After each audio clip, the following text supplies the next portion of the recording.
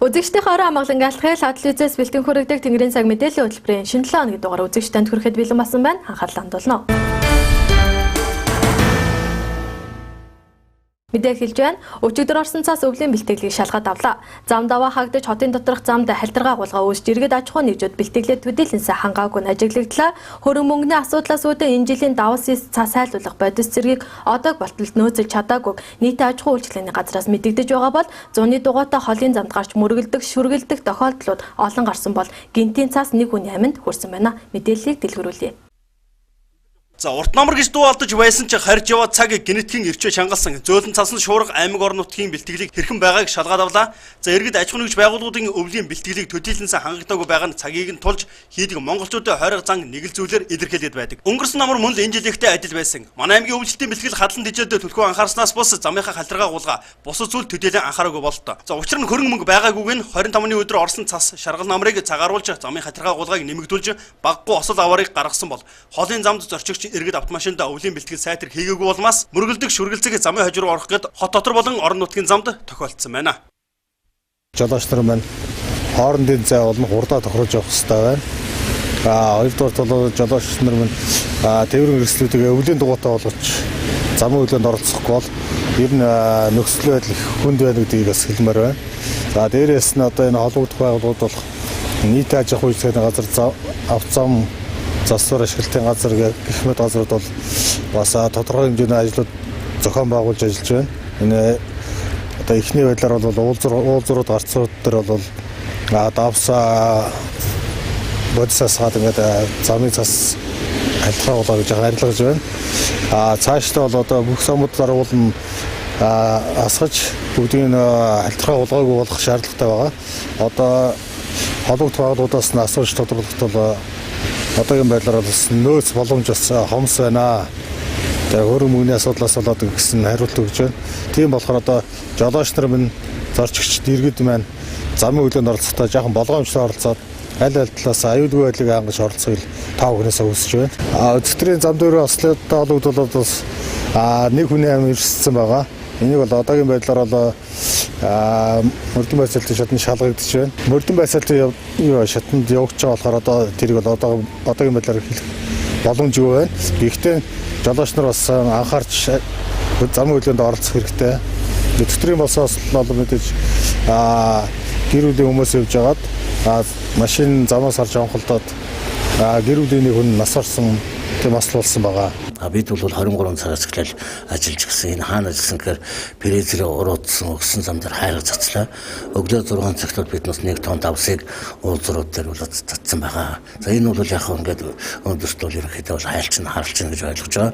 Цаашдаа бол одоо бол манайд бол нэг 10 тонн давсны нөөц байна. Хайрга нэг 100 тонн байгаа. Бодис бол одоохондоо байхгүй. Сая засгийн зөвлөгөөн дээр бол засгаараа бол санал тавьсан. Тэгээд засгаар уулзаад ямар ч байсан танай асуудлыг шийдэж өгье гэж ингэж хэлсэн байгаа. Энэ бол ер нь бол одоо шийдэгдсэн байх асуудал шүү дээ. Яагаад шийдэгдэг байгаа юм бэ? Энэ бодисны асуудал. Энэ бодисны асуудал яг шийдэгдэх юм нөгөө сангийн яамнаас чи нөгөө гүйлгэнүүдийг хаацсан шүү дээ, тийм ээ. Тэгээд болохоо утсан байхгүй. Яг нөгөө 8 9 10 сард чи манайх юм яадаг байдаг тэгтэл гүйлгээ хавдчихад ингээд удагдсан байхгүй. Түрүү жилийн хувьд хичнээн тон давс хайрга нөөцлөө энэ жилийн хувьд нөөцийг. Түрүү жилийн хувьд бол хайрга бол хайр бодисоо бол ерөнхийдөө бол бүрэн цацаад дууссан шүү дээ. Тэгээ эрс давс бол нэг яг нэг 100 тонн хавцаа цацдгийн. Тэгээд давс бол нэг 50 тонн ингээл нэг бодис бол нэг 20 тонн байхад бол дархан хотод бол бас гайгүй үйлчлдэг талтай. Хэвний хэрэгслээ бас цас усдаг тэрийг гарах боломжтой юу?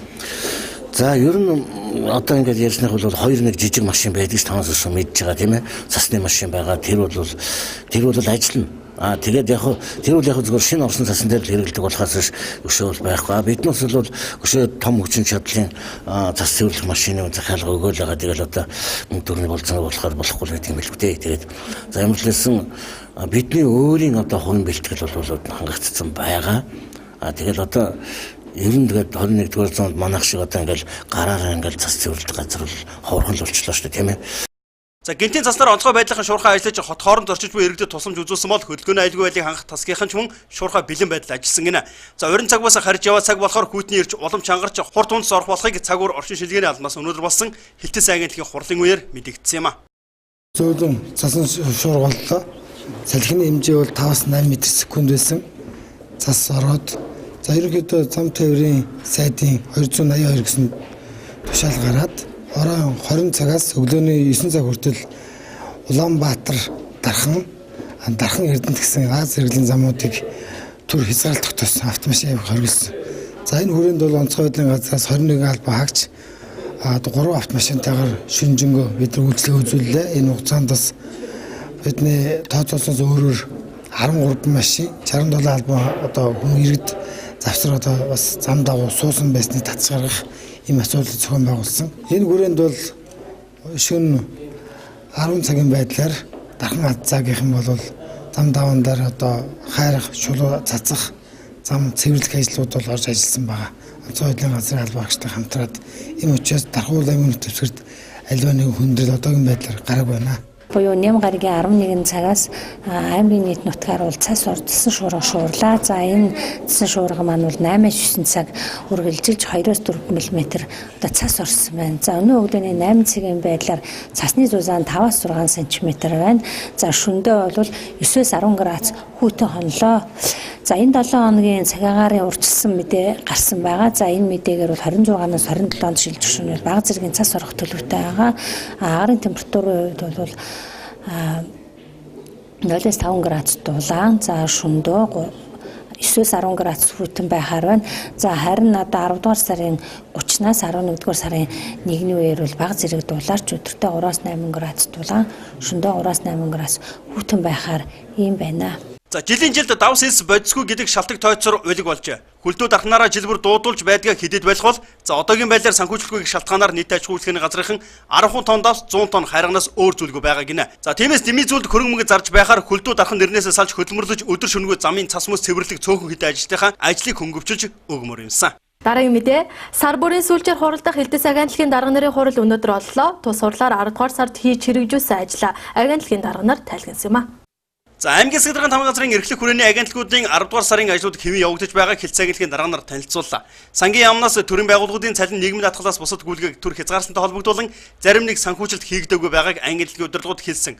Санхүүжилтээс бусад асуудал гараагүй гэдгийг мөн тодруулсан. За хэлцээ агентлагийн дарга нарын хурлаар Орхон хонгор сумын удирдлагууд 10 дугаар сард хийсэн ажлаач мөн танилцуулсан. Хурлын төгсгөлд аймгийн иргэдийн хурлын төлөөлөгчдийн дарга Эрдэнэбат аймгийн иргэдийн хурлын төлөөлөгчид нийслэл хотод туршлага судлаад ирсэн мэдээллийг танилцуулаад төрийн гүйцэтгэх ил тод нээлттэй байдлаар зохион байгуулах туршлагыг Дархан хотод хэрэгжүүлнэ гэдгийг онцлсан юм а. За түүнчлэн аймгийн садарга инколд төрийн ажлыг сэтгэл гаргаж хий альбан бичиг цаас хэн нэгэн дарга руу цохож суухаа болох хэрэгтэй. Альбан цалхааны цонхоор бос хотын гудамжаар алхаж тухайн хариуцсан ажлаа хэрхэн явагдаж байгааг газар дээр нь очиж үзгэсэн үүрэг чиглэлийг хэлцээ агентлагийн дарга нарт өгч байсан юм а. За татврын газрын дарга Баттулга санхүү төрийн сангийн элчийн дарга Жаргал сайхан сумдуудынхаа дарга нартаа ярилцж байгаа 29-ний өдөр энэ орлогын бүрдүүлэлтийн асуудал дээр их анхаарч ажилламаар байна. Ялангуяа сумдын дарга нар маань. Тэгээ 29-ний өдөр та хэд маань орж ирээд энэ ажлын явц ямар байна? Ямар хөө ажил зохион байгуулж байна гэдгээ танилцуулах шаардлагатай байна. Ер нь бол одоо энэ өвөл бас цас их орно. Үйлжилт хүндэрнэ гэж байгаа. Урд урдын юмнаас ингээ харахад бол хот маань ингээ цас мөсөндөө хучигдсан, халтаргаа уулгаа ихссэн. Хүн иргэд маань бэртэж гэмтсэн ийм асуудлууд байдаг. Тэгэхээр энэ жил бол тийм асуудал нэгийг сонсохгүй шүү. Энэхүү инженерээ. Энэ хуучин арга барилаар одоо тэгэл нэг давс цацдаг, 2-3 нүддэг, цогтөг ийм байдлаар бол асуудал хандж болохгүй. Танилцуул ажиллаа. Тэгээ бид одоо ер нь энэ үйлчлэлтийн бэлтгэл ажилтай холбоотойгоор энэний одоо хяналт шалгалт хийх ажлын явц ямар байгаадгаа төрийн захиргаа удирдлагын хэлтэс захирагчийн албатайгаа хамтарч танаа байгуулга энэ дэд үтцийн байгууллагуудаар явъя гэж бодож байгаа газар. За захирагчийн албаны дарга Бачаргал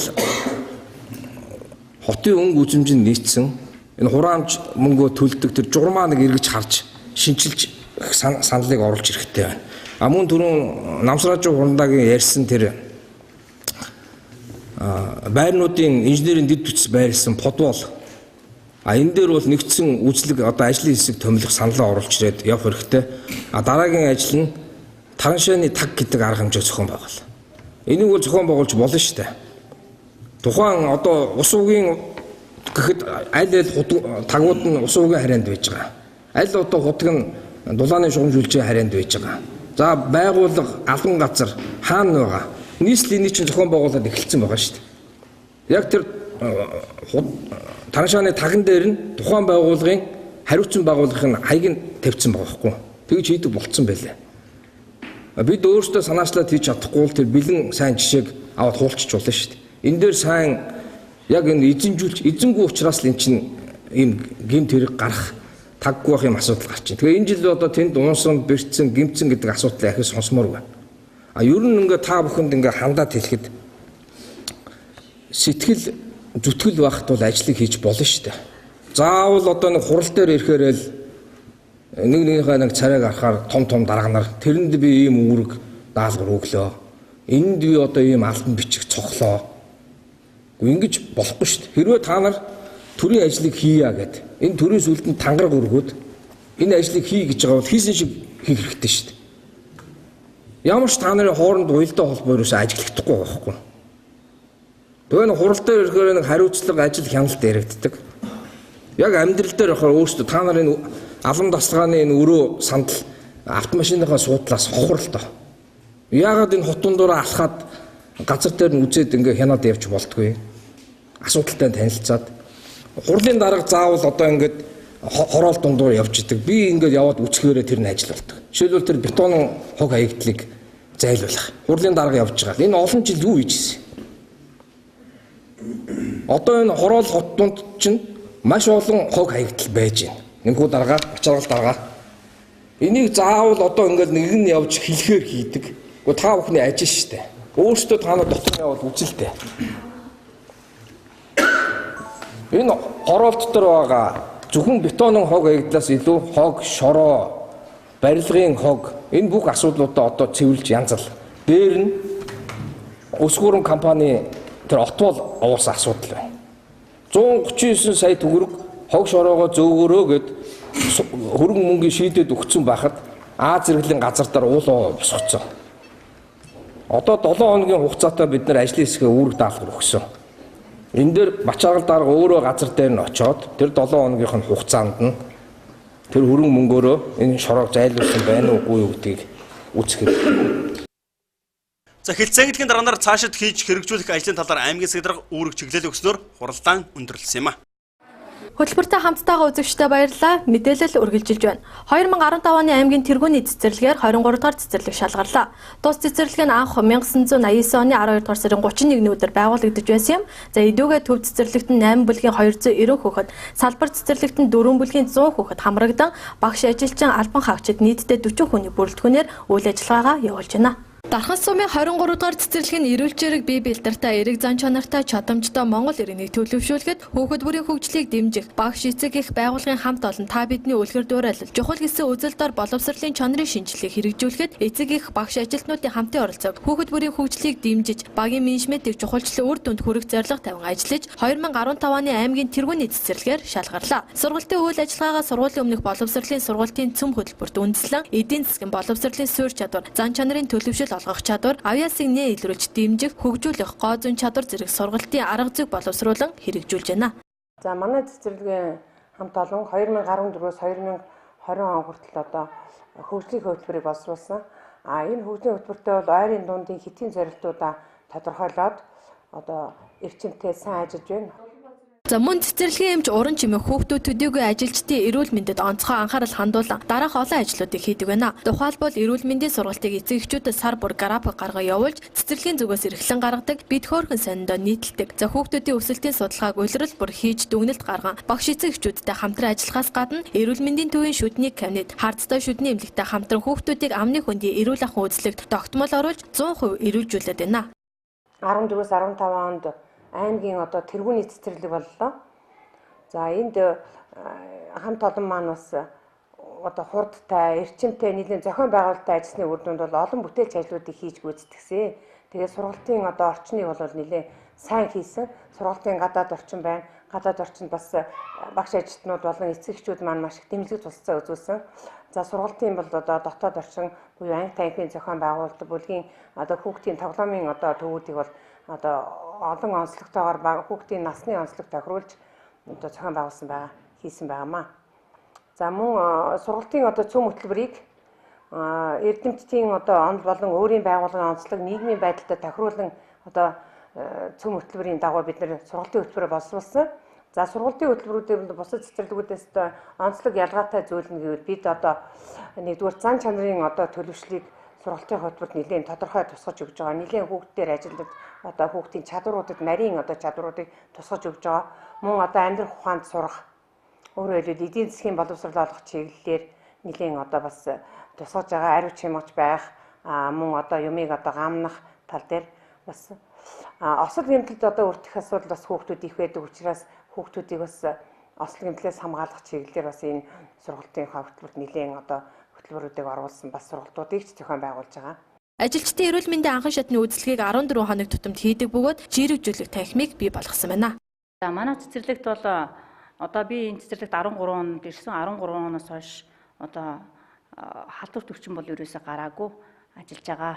За аймгийн тэргүүний 23 дугаар цэцэрлэг, Дундгов аймгийн Эрдэнэ далай сумын цэцэрлэгийн 12 багш, Сэлэн аймгийн Алтан болог сумын цэцэрлэгийн 13 багш, Улаанбаатар хотын Сонгон архын дүүргийн 42 дугаар цэцэрлэгийн арга зүйч нар ирж туршлага судалсан байдаг. За тус цэцэрлэг нь олон жил туслах багшаар ажилласан ариун туршлагатай багш нар ажилтгаас 3 орой ангид сургалтаар бакалавр эзэмссэн бөгөөд одоогоор 4 багш суралцж байна. За мөн анги танхимын догчилд хүүхэд хүлээлтгүй өөрөө ил самбар, бие санаачлын болон бүтээлч ажил зэргээс багш нарын ур чадвар бүтээлч ажиллагаа тодхон харагдаж байлаа.